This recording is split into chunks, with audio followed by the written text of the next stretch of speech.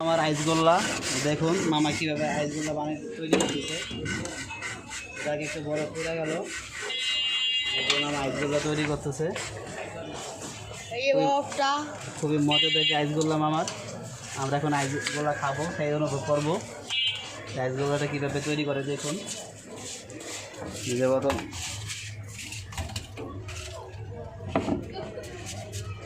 আমরা এখন কাটি তুলো আইসের ভিতরে। দেখুন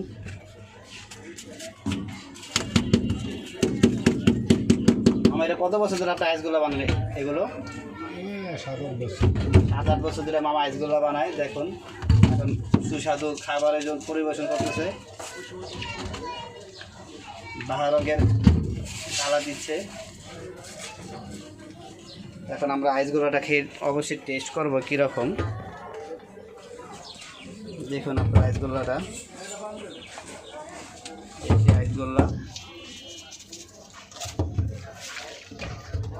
আসলে অনেক টেস্ট।